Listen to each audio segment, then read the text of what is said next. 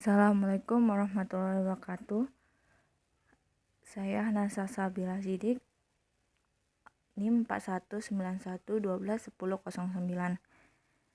Baiklah, saya akan menjelaskan dualisme gelombang partikel. Ada 4 macam dualisme gelombang partikel. Yang pertama yaitu hipotesis de Broglie, yang kedua eksperimen Davidson-Germer, yang ketiga paket gelombang, yang keempat prinsip ketidakpastian Heisenberg. Yang pertama yaitu hipotesis de Broglie. Dualisme cahaya adalah adanya dua macam sifat cahaya, yaitu dalam beberapa kejadian fisika. Fenomena yang terjadi dapat dijelaskan dengan menganggap cahaya berperilaku sebagai gelombang. Yang kedua, pada beberapa gejala fisika lainnya, fenomena yang terjadi hanya dapat diterangkan berdasarkan perilaku cahaya sebagai jarak atau partikel.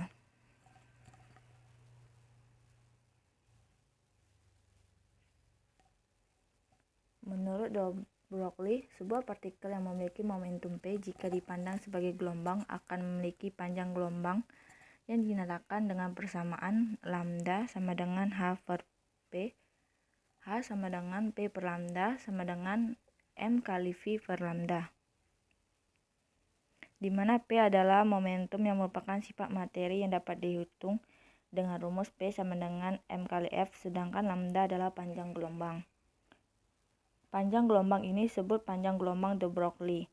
Panjang gelombang de Broglie berbanding terbalik dengan momentum partikel, sehingga panjang gelombang akan semakin kecil jika massa dan laju partikel semakin besar. Menurut de Broglie, partikel dengan massa m yang bergerak dengan kecepatan v kemungkinan memiliki sifat gelombang dengan panjang gelombang lambda yang sesuai.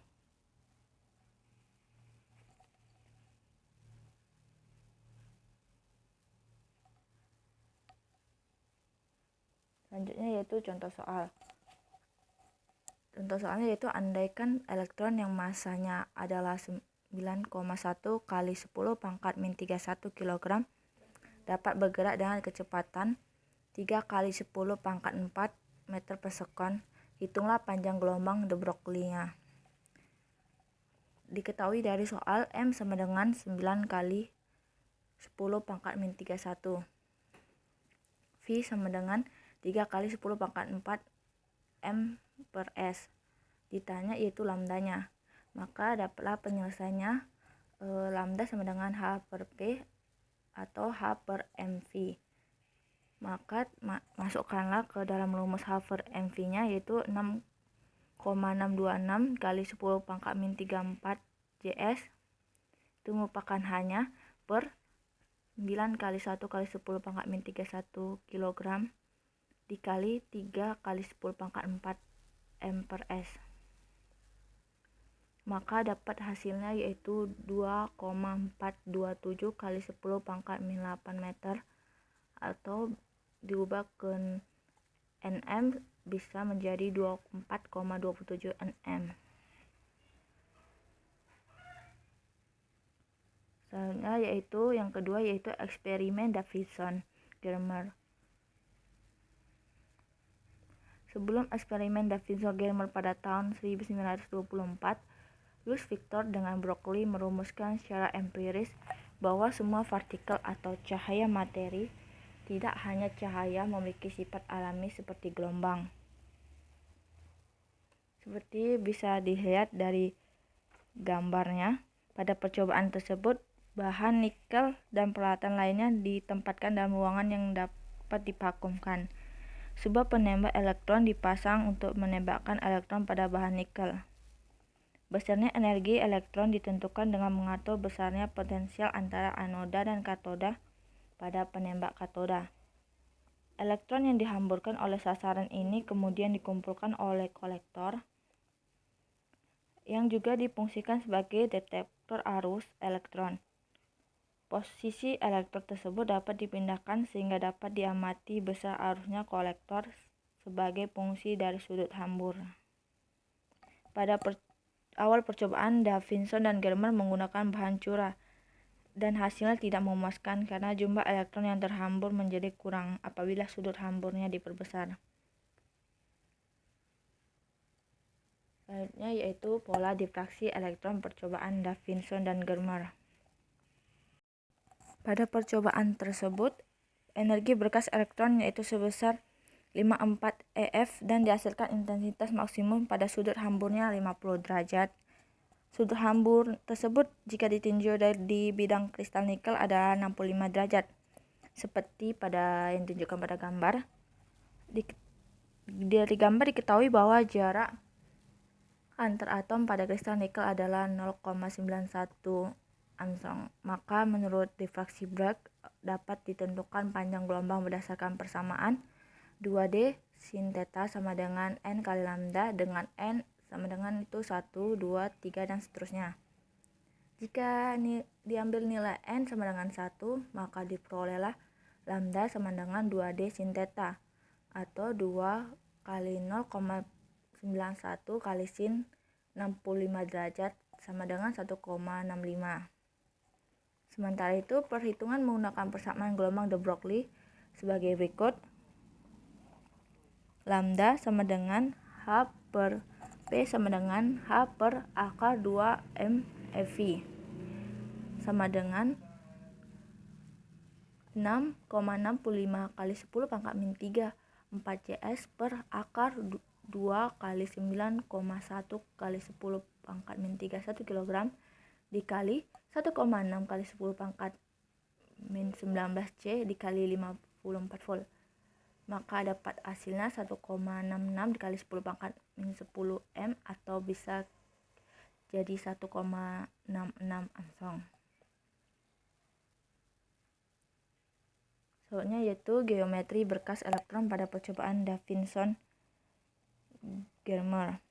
Percobaan Davidson-Germer ini memverifikasi tentang perilaku gelombang dan elektron seperti yang dihipotesiskan atau dipostulatkan oleh de Broglie.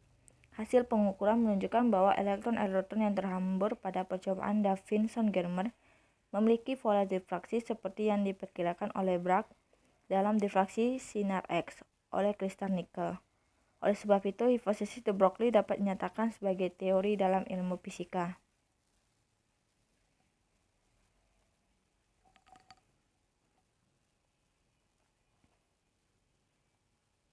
Selanjutnya yaitu the setup is placed in an evacuated chamber. It consists of an electron gun G, a nickel target, and an electron detector that is capable of moving on a circular scale. The electron detector is connected to a sensitive galvanometer used to measure current. The electron gun G is used to produce a beam of electrons. The electron gun constitutes a tungsten filament F coated with barium oxide and can be heated with a low voltage power supply. Electrons are emitted by the filament, and these are accelerated at a desired velocity by applying a suitable voltage from a high voltage power supply. The electrons thus emitted are passed through a cylinder with a pinhole along its axis, producing a fine collimated beam. This collimated beam is directed to fall on the surface of the nickel crystal. The electrons are scattered in various directions by the atoms of the crystal. The intensity of the electron beam scattered in a given direction is measured by the electron detector or the movable collector. By moving the detector on the circular scale at different positions, the intensity of the scattered electron beam is measured for different values of angle of scattering. Theta. Paket gelombang adalah sebuah gelombang yang berada pada daerah tertentu yang terbatas. Paket gelombang dapat dibentuk dengan memadukan beberapa gelombang yang memiliki amplitudo dan bilangan gelombang yang berbeda.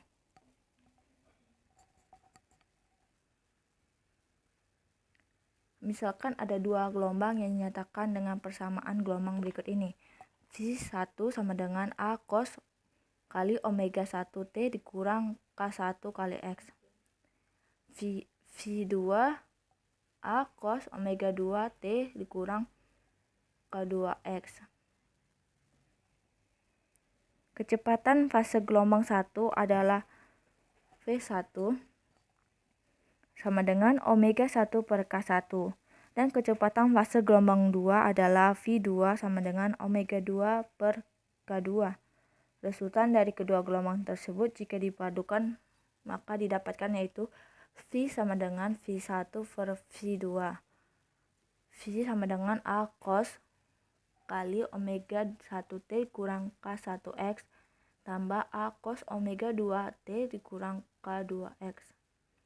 Maka didapatkanlah V sama dengan 2A cos omega 1 kurang omega 2 per 2T dikurang K1 kurang K2 per 2 dikali cos omega 1 tambah omega 2 per 2T dikurang K1 tambah K2 per 2 kali X. Maka dapat disederhanakan menjadi 2A cos delta omega per 2T dikurang delta K per 2X cos omega T per KX. Selanjutnya yaitu gelombang termodulasi hasil perpaduan dua gelombang. Perpaduan dua gelombang yaitu berupa gelombang termodulasi seperti pada gambar yang ditampilkan, dengan resultan gelombang dibagi dalam kelompok atau grup. Kecepatan gelombang dengan amplitudo termodulasi maka didapatkan Vg sama dengan delta omega per delta K. Jika terdapat banyak gelombang yang berbeda frekuensi saling dipadukan, maka kecepatan grup dapat dinyatakan sebagai berikut. Dapatlah Vg sama dengan dW per dk K0. Turunan dan diferensial tersebut dilakukan pada nilai K0 yang merupakan nilai pusat. Pengertian persamaan tersebut yaitu kecepatan grup dapat diperoleh dengan menghitung turunan pertama dari relasi diversi omega sama dengan omega kali K pada pusat fungsi amplitudo K sama dengan K0. Misalkan relasi dispersi untuk kasus partikel bebas adalah omega kali K sama dengan H kuadrat per 2m, sehingga kecepatan grup partikel tersebut adalah Vg sama dengan omega dW per dk sama dengan d kali Hk0 kuadrat per 2m per dk sama dengan Hk0 per m sama dengan P0 per m.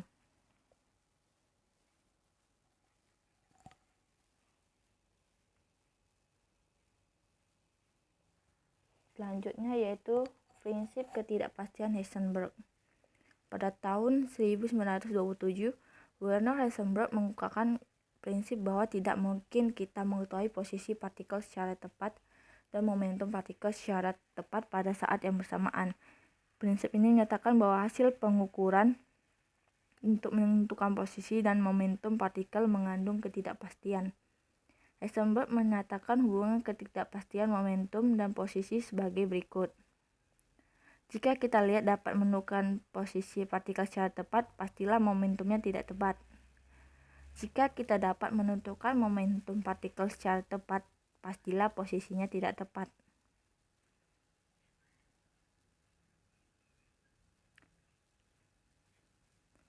Heisenberg menyatakan hubungan ketidakpastian momentum dan posisi sebagai berikut, yaitu delta P X delta X lebih besar sama dengan H per 2. Delta X ketidakpastian posisi atau kedudukan partikel, delta P ketidakpastian momentum partikel, H adalah ketetapan Planck 6,63 kali 10 pangkat min 34 Js atau 6,6. Prinsip ketidakpastian juga berlaku untuk pengukuran energi. Berdasarkan persamaan energi E sama dengan HF, dapat dinyatakan bahwa perubahan energi sebanding dengan perubahan frekuensi, atau delta E sama dengan H delta F sama dengan H per delta T. Jadi relasi ketidakpastian energi dan waktu dapat dinyatakan sebagai berikut. Delta E kali delta A sama dengan H.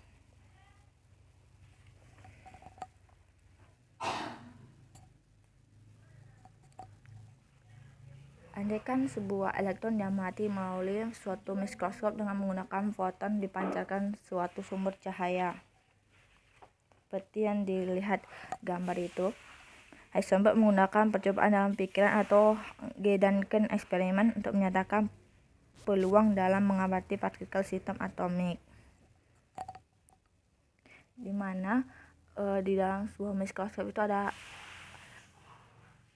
lensa okuler, lensa objektif, dan elektron. Bagian atas yaitu untuk pengamat melihat benda, dan yang bawah itu sumber cahaya. Sudut kita bisa lihat pada gambar sebelahnya, sudut theta adalah sudut maksimum dengan foton yang dapat dari kedudukan elektron masih dapat masuk dalam sistem optik dari mikroskop. Andai sebuah foton datang dari sumber cahaya dalam arah seperti yang digambarkan dengan momentum linear sebesar V0 sama dengan H per lambda, selanjutnya foton tersebut menumbuhkan elektron, kemudian terhambur dengan sudut theta terhadap sudut sumbu optik dari mikroskop. Besarnya momentum linear foton terhambur dalam arah X adalah V aksen X sama dengan H per X sin theta. Berdasarkan kekalahan momentum linear, maka komponen arah X dari momentum linear elektron sesudah tumbukan adalah Px sama dengan H per lambda sin omega sin theta. Momentum ini arahnya bertolak belakang dengan arah P aksen X.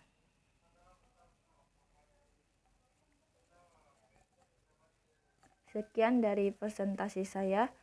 Jika ada kesalahan, saya minta maaf. Wassalamualaikum warahmatullahi wabarakatuh.